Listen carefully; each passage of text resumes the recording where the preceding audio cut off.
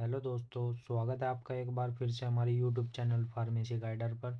और जैसा कि थंबनेल में आपने देख ही लिया होगा कि आज का हमारा टॉपिक है सीबीसी की रिपोर्ट पढ़ना सीखे। मतलब सीबीसी की रिपोर्ट कैसे पढ़ी जाती है, उसमें कौन कौन से ऑब्जर्वेशन, मतलब किस किस चीज़ को ऑब्जर्व करते हैं हम, और उसमें सैंपल किस वायल में लिया जाता है। आरबीसी, एचबी, डब्ल्यूबीसी और टीएल। डब्ल्यूबीसी मतलब टीएलसी होती है। और प्लेटलेट्स की नॉर्मल वैल्यू और हाईएस्ट वैल्यू होने पर, लो वैल्यू होने पर क्या दिक्कत होती है, इस वीडियो के अंदर हम ये सब कुछ जानेंगे। और M C V, M C H C और एच सी टी क्या होता है ये आपको कोई नहीं बताएगा, ये भी मैं आपको इस वीडियो के अंदर बताऊंगा। तो चलिए शुरू करते हैं। सबसे पहले देख लेते हैं सीबीसी। सीबीसी का मतलब क्या होता है? Complete blood count. मतलब कि आप पूरे ब्लड की गणना करना। और सबसे पहले जो मतलब जो मेन मेन पार्ट होते हैं जो ऑब्जर्व करते हैं सभी डॉक्टर, वो चार पार्ट्स होते हैं इसके। सबसे पहले आती है आरबीसी, रेड ब्लड काउंट। उसके बाद आती है डब्ल्यूबीसी, मतलब टीएलसी। उसके बाद आता है एचबी, मतलब हीमोग्लोबिन। और उसके बाद आता है प्लेटलेट्स। प्लेटलेट्स मतलब थ्रोम्बोसाइट, जो प्लेटें होती है, आम तौर पर आम भाषा में बोलते हैं प्लेटें। उसके बाद अगर किसी रिपोर्ट को बहुत ज़्यादा डीपली देखना है तो उसमें आते हैं डीएलसी, मतलब डिफरेंशियल ल्यूकोसाइट काउंट में ये पार्ट आते हैं न्यूट्रोफिल्स, लिम्फोसाइट्स, इओसिनोफिल्स, मोनोसाइट्स और बेसोफिल्स।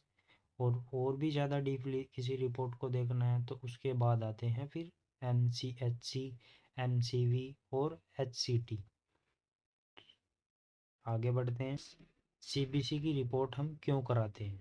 मतलब कि फीवर, किसी पेशेंट को लगातार फीवर आ रहा है कई दिनों से, उसका फीवर नहीं टूट रहा है, तो उस कंडीशन में हम फिर सीबीसी की रिपोर्ट कराते हैं ताकि बीमारी का पता लगाया जा सके किस वजह से हो रही है, इन्फेक्शन तो नहीं बढ़ा हुआ है या कोई और दिक्कत है। हीमोग्लोबिन मतलब खून की जांच कराने के लिए कितना खून है आदमी में, उस लिए इस की जांच कराते हैं। डब्ल्यूबीसी मतलब टीएलसी, इन्फेक्शन बढ़ा हुआ तो नहीं है, मतलब डब्ल्यूबीसी बढ़ी हुई तो नहीं है या घटी हुई तो नहीं है, ये मेज़र करने के लिए हम इस टेस्ट को कराते हैं। फिर आता है इन्फेक्शन, मतलब इन्फेक्शन तो नहीं है कोई, किडनी डिजीज़ तो नहीं है कोई, एंड ब्लीडिंग तो नहीं, अगर किसी पेशेंट को ब्लीडिंग हो रही हो किसी प्रकार की तो उस कंडीशन में भी इस टेस्ट को कराया जाता है। हार्ट डिजीज़ है कोई तो उस कंडीशन में भी सीबीसी का टेस्ट कराया जाता है। और किसी प्रकार की एलर्जिक रिएक्शन है, किसी प्रकार की एलर्जी हो रही हो किसी पेशेंट को, तो उस कंडीशन में भी इस टेस्ट को कराया जाता है। अगला देख लेते हैं। अगला है सीबीसी मतलब सैंपल।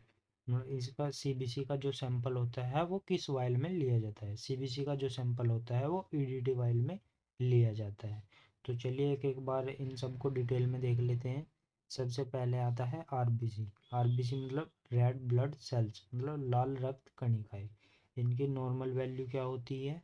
ये 4.5 से 6 लाख होती है आदमी में। और वुमेन मतलब औरत में कितनी होती है? 4 से 5.5 लाख उनकी वैल्यू होती है। आरबीसी का काम क्या होता है? ये ट्रांसपोर्ट करती है न्यूट्रिशन और ऑक्सीजन को हमारे पूरे ब्लड में एंड बॉडी में। इनकी लो वैल्यू क्या होती है? मतलब लो वैल्यू होने पर क्या क्या डिजीज़ हमें शो होती है? एनीमिया हो जाता है, और फोलिक एसिड की कमी हो जाती है, आयरन की डेफिशिएंसी भी हो जाती है। और अगर हाई वैल्यू हो जाए रेड ब्लड सेल्स की तो हार्ट प्रॉब्लम्स हो सकती है हमें, एंड किडनी डिजीज़ भी हो सकती है, और डिहाइड्रेशन भी देखने को मिलता है। उसके बाद देख लेते हैं। इसके बाद आता है डब्ल्यूबीसी। डब्ल्यूबीसी मतलब वाइट ब्लड सेल्स। इनकी नॉर्मल वैल्यू क्या होती है?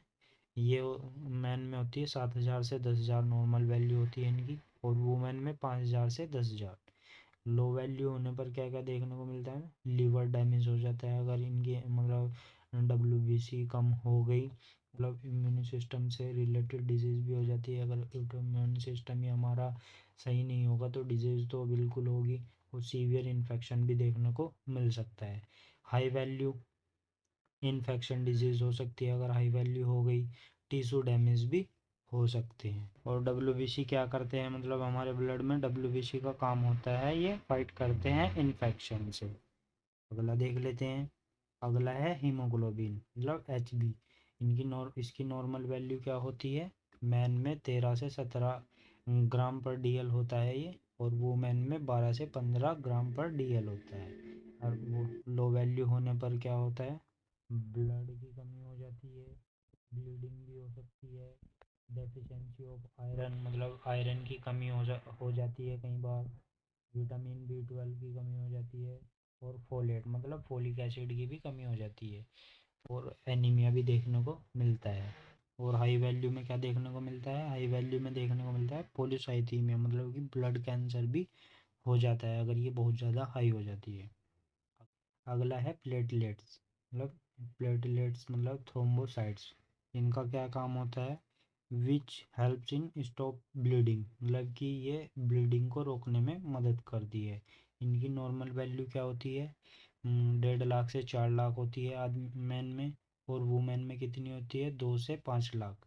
लो वैल्यू कितनी होती है इनकी, मतलब लो वैल्यू होने पर क्या इन्फेक्शन शो करती है, ये इन्फेक्शन हो जाता है, एंड ब्लीडिंग भी देखने को मिलती है, और केमोथेरेपी मतलब कैंसर से ही रिलेटेड है ये भी, कैंसर भी देख मतलब हो जाता है। और हाई वैल्यू होने पर क्या हो जाता है, आयरन की डेफिशिएंसी शो हो जाती है अगर हाई वैल्यू हो जाती है, और एनीमिया भी हो जाता है। अगला देख लेते हैं। अगला है डीएलसी मतलब डिफरेंट ल्यूकोसाइट्स काउंट। ये WBC का ही पार्ट होता है। मतलब जब किसी रिपोर्ट को बहुत ज़्यादा डीपली देखना होता है तब इन चीज़ों को मेज़र किया जाता है। सबसे पहले आता है न्यूट्रोफिल्स कितना होता है हमारे मतलब नॉर्मल कितना होता है, 40 to 75% होता है। लिम्फोसाइट्स कितना होता है, 20 to 45%। मोनोसाइट्स कितना होता है, 0.2 से 10%। यूसिनोफिल्स 0.1 से 0.6%। और अगर किसी भी पेशेंट को किसी भी प्रकार की एलर्जी हो रही हो तो उस पेशेंट का AEC का टेस्ट कराया जाता है, उसको मतलब एब्सोल्यूट यूसिनोफिल काउंट बोला जाता है, तो उसमें इसी चीज़ को मेजर किया जाता है यूसिनोफिल्स को। और फिर आता है बेसोफिल्म की नॉर्मल वैल्यू क्या होती है, 0.0 से लेके 0.1% तक। नॉर्मली अगर हमारे शरीर में कोई एलर्जिक रिएक्शन हो रहा हो तो इनकी मतलब तभी इन चीज़ों को मेज़र किया जाता है। अगला देख लेते हैं। अगला है HCT मतलब हीमाटोक्रिट। जब किसी रिपोर्ट को बहुत ही ज़्यादा डीपली देखना हो तब इन चीज़ों को मेज़र किया जाता है। HCT का जो टेस्ट किया जाता है वो इसलिए किया जाता है ताकि हम जान सके कि पूरे ब्लड में कितने % RBC है। नॉर्मल वैल्यू कितनी होती है इसकी, मैन में होता है 40 to 54% और वुमेन में कितना होता है 38 to 47%। अगला देख लेते हैं। अगला है MCV मतलब मैन सेल वॉल्यूम। MCV का टेस्ट इसलिए किया जाता है ताकि हम प्रत्येक RBC के वॉल्यूम और सेल के साइज के बारे में जान सके। मतलब RBC की जो मात्रा है उसके प्रत्येक सेल के साइज के बारे में जान सके। नॉर्मल वैल्यू कितनी होती है इसकी, 80 to 96 FL मतलब फेम्टोलीटर। अगला देख लेते हैं।